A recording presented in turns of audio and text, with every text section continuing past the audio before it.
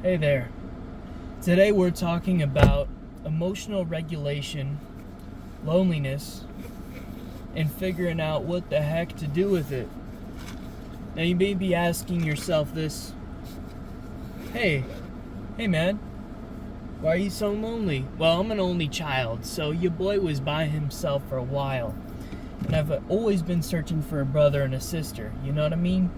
Whether that's well, not that way, but friends, man, close people, close friends.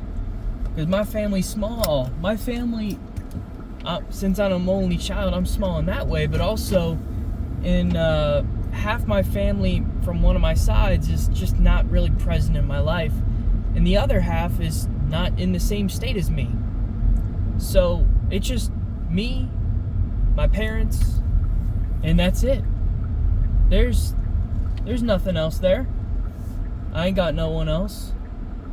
So I've tried to find some friends. I've tried to get some phone numbers, some socials. Tried to stay in contact with old coworkers and friends from high school and friends from college. But inevitably, it's not the strongest friendship. It's not here. It's not, I can call them right now and they can pick me up because my car's been totaled. I don't have that. I don't think I have that with any of my friends. I'm really trying to think, maybe two. But even then, that's stretching it. And I just have to wonder, dang, this is why I feel lonely.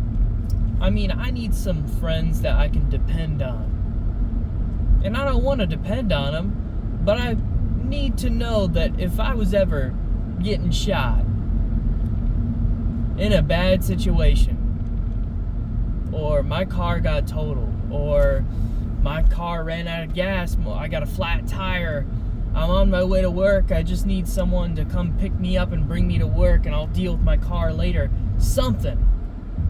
Now, I need that kind of person in my life. Because right now, that's just my dad. And I can do that. My dad's my dad. He's required to love me, and I'm required to love him. I need someone that chooses me. And it's not just that. You shouldn't expect that of your friends, but you have to envision that. Are we close enough where you will come and save my ass if I need you? No? Okay, then we're not really friends then, are we? We're just kind of acquaintances that hang out from time to time when we feel like it. A true friend means that I got your back no matter what. That means if you call me and you're 30 minutes to an hour away and you say, I need to talk to you, brother. You need to come over here right now, send in the Addy. Just like that. I'm there. And that goes both ways, I hope. But I need a little bit of that in my life right now, because I ain't got it. And I've been working hard towards it, but I think it's just maturity. 22 years old, don't really have that going on. I wish I did. I wish I was a little bit more mature. I wish that maybe I had some better friends. And I have one inclination that I thought of doing, and that's setting up a table at the lakefront near my house, or at the beach, or at the college near my place, wherever, and just start talking to strangers. Anyone that comes up, filming it for YouTube, whatever, but genuinely just talking about life, philosophy, religion, political arguments, whatever, about life and how it's got you down, whatever. I'd stream it or throw it up on the phone, who cares? But I just want to do something like that. Something that matters, something that feels good to do. Something that gets me out of my comfort zone, starts letting me small talk to people and, tell people how it is. Give them the deets, Maybe learn a little perspective on life. That's what I want to do soon. Get to a point where I'm not scared to talk to anybody anymore. where I feel like I can make friends very easily, closer ones. I think it'd be cool. I'd have a grand old time doing that. But on another note, can I just say, low key, if you know what nicotine is, don't do it. Because, brother, I have tried it, or sister, and it's not good. I'm not stuck now, but I'm definitely going through some stuff, and it's all because of that. And you should never start. You know, on the label it says highly addictive, and you're like, yeah, okay, whatever, I drink coffee. No, it's some strong stuff, and there's no benefit to it, really.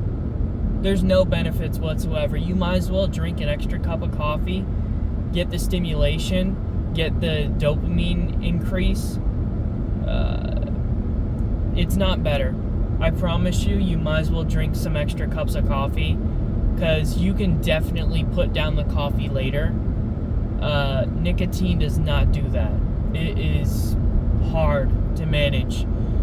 And I've never talked to you about it on here, and I never spoke to you about it because I don't want to set that example. I don't want to set that example whatsoever. You'll only see it in this video where I talk about it, probably. And I just have to say that I've tried it now. I'm happy I tried it, but I'm also feeling it right now. I've been about 42 to 48 hours sober from nicotine, and it's tough. The quitting is real. It sucks. But new year, new me, right? At least that's one thing that I know I can hold myself to. Right now my heart rate's at 100. I've got some emotional trauma going on right now in my head, thinking, you know, I have no future financially, I have no future relationship-wise, I have no future in love. All these things are compounding in my brain, and yeah, it sucks. And it would be a lot easier if I just didn't do this stuff in the first place. If I was better in my career, if I was more mature, if I was making smarter relationship decisions before they got thrown in my face where I'm having to just deal with it on the fly. And if I never started nicotine, maybe I'd have a little bit of emotional regulation like I used to. I used to be a cold mother clucker, and I still am. But as of the last couple days, due to some unforeseen circumstances, I have cried twice in my car on the way back from work. I have had sleepless nights. I have chest pain. I have 100 heart rate right now sitting in this car for no reason.